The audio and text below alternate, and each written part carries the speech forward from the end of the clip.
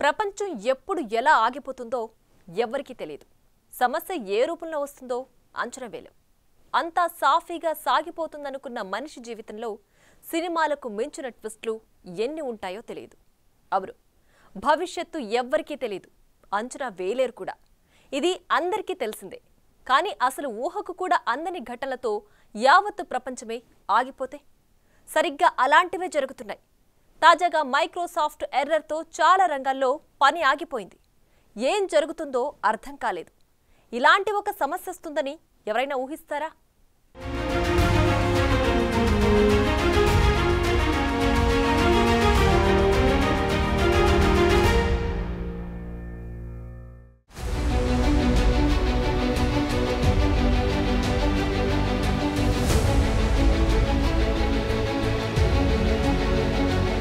భవిష్యత్తు ఎవరి చేతిలోనూ ఉండదు.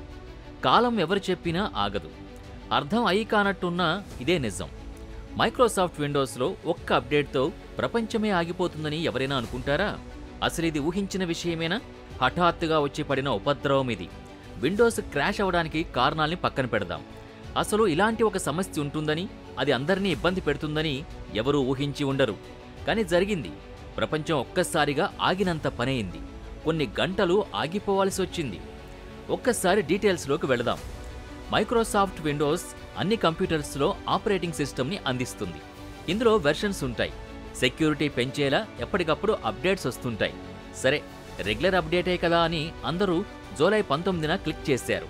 అంతే, ఒక్కసారిగా సిస్టంపై బ్లూ స్క్రీన్ కనిపించి సిస్టమ్ రీస్టార్ట్ చేయాలన్న మెసేజ్ కనిపించింది. అలా షట్ డౌన్ లేదంటే రీస్టార్ట్ దీనికే సరిపోయింది. విండోస్ 10, 11లలో ఇది ఎక్కువగా కనిపించింది. టోటల్గా 85 లక్షల సిస్టమ్స్పై ఈ సమస్య ఎఫెక్ట్ చూపించింది. దీంతో retail, banking, media, health care ఒక్కటేమిటి అన్ని రంగాలు ఎఫెక్ట్ అయ్యాయి. మన దేశంలోనే కాస్త తక్కువ ప్రభావం కనిపించింది. మిగతా చోట్ల పని ముందు కదలలేకపోయింది.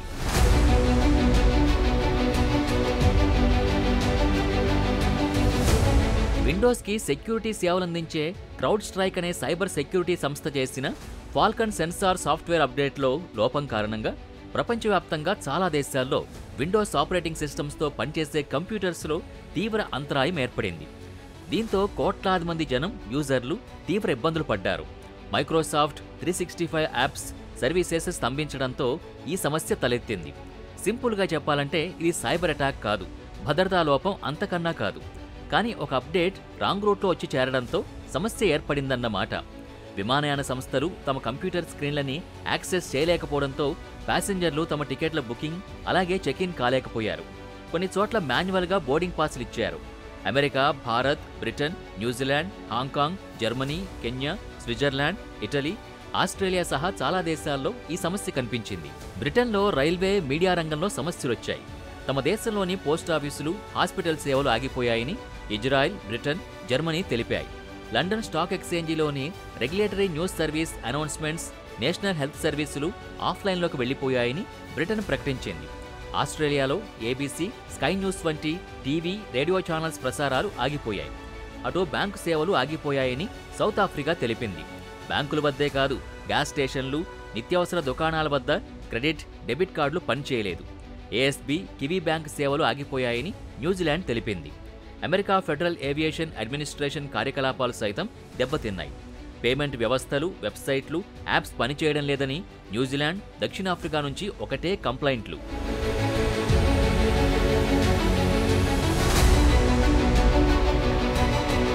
భారత్లోనూ ఇండిగో, స్పైస్ జెట్, ఎయిర్ ఇండియా ఎక్స్ప్రెస్, విస్టారా, ఆకాశ ఎయిర్ విమానయాన సంస్థలు ఆన్లైన్ చెక్-ఇన్ సమస్యలను ఎదుర్కొన్నాయి. విండోస్ అప్డేట్ అడిగితే చేయొద్దని, పొరపాటును చేస్తే ఆపరేటింగ్ సిస్టమ్ని తొలగించి మళ్లీ ఇన్స్టాల్ చేయాల్సిన పరిస్థితి వచ్చింది. ఇంటర్నెట్ ఉల్లంఘనలు, హ్యాకింగ్ని రియల్ టైంలో అడ్డుకునేందుకు మైక్రోసాఫ్ట్ సంస్థ క్రౌడ్ స్ట్రైక్ సైబర్ సెక్యూరిటీ సేవల్ని పొందుతోంది. సో సమస్య వచ్చింది. క్రౌడ్ స్ట్రైక్ అప్డేట్ వెనక్కి తీసుకుంది, డీబగ్ రూపొందించారు. కానీ జరగాల్సిన నష్టం అప్పటికే జరిగిపోయింది. దీనిపై ఇంటర్నెట్లో ఒకటే మీమ్స్, జోకులు. ఇంకొందరైతే క్రౌడ్ స్ట్రైక్కు ఎలా యాక్సెస్ ఇస్తారని మైక్రోసాఫ్ట్ని పాయింట్అవుట్ కూడా చేశారు. విండోస్ కాకుండా లైనక్స్ లాంటి ఇతర ఆపరేటింగ్ సిస్టమ్స్పై మరికొందరు పనిచేశారు. అయితే చాలా వాటిలో మైక్రోసాఫ్ట్ విండోసే ఓఎస్గా ఉంటుంది. మిగతా వాటిని అప్పటికప్పుడు యాక్సెస్ చేసేవారెందరూ? పైగా సెక్యూరిటీ సమస్యలు ఉండనే ఉంటాయి. కీలకమైన డేటా ఎటు వెడుతుందో తెలియదు. విండోసే కాదు, ఇప్పుడు ప్రపంచంలో చాలా ఎక్కువ మంది వాడే మెసెంజర్ యాప్ వాట్సాప్. అది కూడా సర్వర్ ప్రాబ్లమ్స్తో ఏడాది ఏప్రిల్లో కొద్దిసేపు ఆగిపోయింది. ఇన్స్టాగ్రామ్ కూడా అలాగే ఇబ్బంది పెట్టింది. దీంతో మెసేజ్లు వెళ్ళలేదు, రాలేదు. ఒక్కసారిగా ప్రపంచం ఆగిపోయినంత పనైంది. ఎందుకంటే వాట్సాప్ నిత్య జీవితంలో భాగమైంది కాబట్టి. ఇవి జస్ట్ శాంపిల్స్ మాత్రమే. మున్ముందు ఏదైనా జరగచ్చు, ఏదైనా ఆగిపోవచ్చు. అన్నిటికీ సిద్ధపడ్డమే ఇప్పుడు కావాల్సింది. ఎక్కడి నుంచి ఏ ఉపద్రవం వస్తుందో తెలీదు. అన్నిటినీ వెంటనే డీకోడ్ చేయడం అసాధ్యం. సో రిస్క్కి ప్రపంచం రెడీగా ఉండాల్సిందే మరి.